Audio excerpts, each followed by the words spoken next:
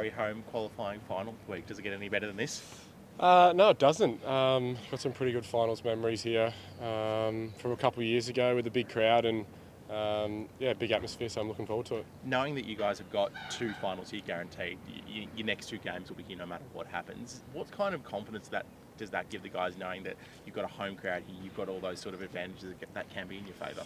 Yeah, obviously it is good having guaranteed 2 home finals, but we haven't really touched on it, to be honest. We just take the week as they come, and regarding the result, as you said, we get another final regardless. So we just take this week first and then move on.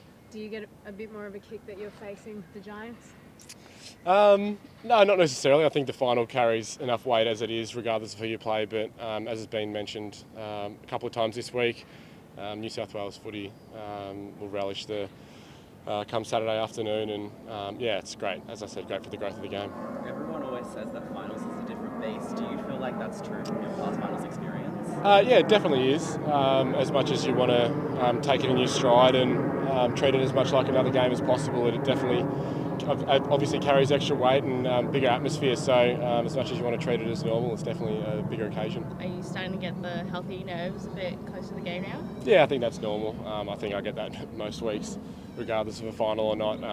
But yeah, it's as you said, healthy nerves, and I'm very excited. What about the boys who might come back, Juzzy, and perhaps they must be stoked to maybe get a game, especially this one? Yeah, they're big energy givers for the team, and them running around this week back to full training's been a great boost for us. So hopefully they get through training today, and then hopefully they'll be right. How tough is it going to be knowing that a couple of guys are going to have to come out for them as well? Like, what's that sort of atmosphere like, having that full strength squad for the biggest game of the year? Yeah, it's obviously a great problem to have. We spoke about it during the year that when you're full strength, it's obviously a massive boost. And as I said, if Paps and Jazzy are able to get up, they're massive energy givers for the group, and they'll be a big part of success for the weekend if they play. Some of the Giants guys this week spoke about the bragging rights that obviously a lot of them live in the east, that you guys run into each other at the beach and things like that. Like, is that something that happens, that there is a bit of bragging rights on the line in a game like this? I think more for a supporter base, maybe, not so much the team and players itself.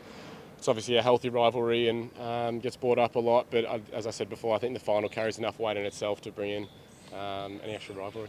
James, you've obviously been involved in the club for a while. Can you just take us through this year? What has it meant for you in terms of the group and just the energy you boys have all got this year? Yeah, it's been great. Obviously, we've had a pretty strong year, and finishing on top is a good reflection of that. And obviously had a couple of weeks where we weren't performing at our best, but to come back from that and still finish on top and put ourselves in some decent form coming into finals has been really pleasing, and hopefully we can carry that form for the next couple of weeks. Are you taking anything out of those 2 wins during the season, or as we've said, it's a different beast at finals?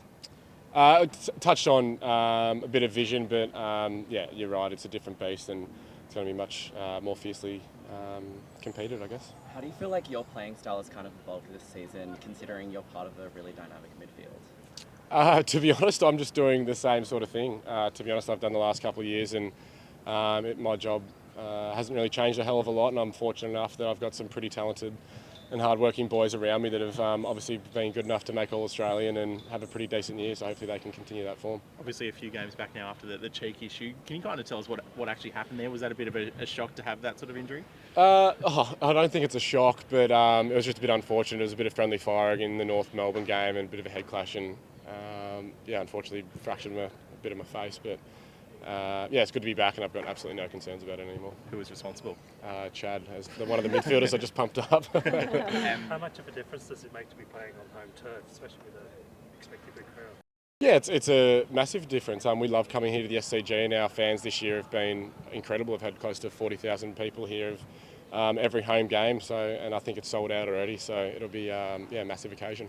James, I think it's been the first year that the club has organised the walkout when you come out before the games. Can you just take us through as a player what that means and what it might even be for a game like this?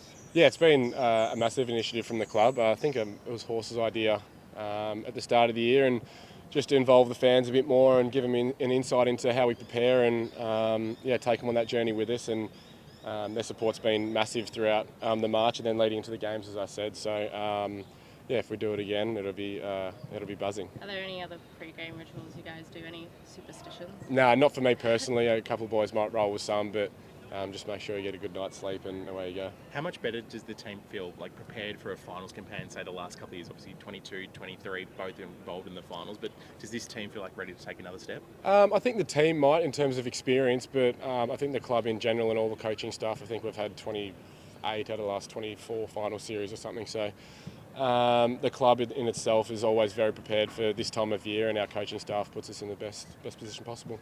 The Giants, they kind of really love to transition really quickly. As one of the more stronger tacklers in your side, how do you feel like you're going to be able to really play into that and get that ball back up the pitch? Yeah, it's obviously going to be a massive part of the game. They love to turn the ball over sort of high half back and try and chain with their hands through the middle of the ground, and if I can stop one or two of the handballs, hopefully goes a long way to winning. Who or what do you see as the biggest threat as the Giants? Can you pinpoint? I know they're a good team. I was going to say they've probably the informed team in the comp over the last couple of months, and they've obviously got a Coleman medalist, a couple of All-Australians, and a very good outfit all around. So I'm not sure I can put it down to one, but it'll be a pretty good contest. Couple more guys. You're going to go to Tom Green again? That was a pretty good battle, that last derby. Yeah, it was good. I'm not sure. We've got, as I've said, got a full strength team compared to now, and I'm not sure what their lineup is just yet. So we'll wait and see.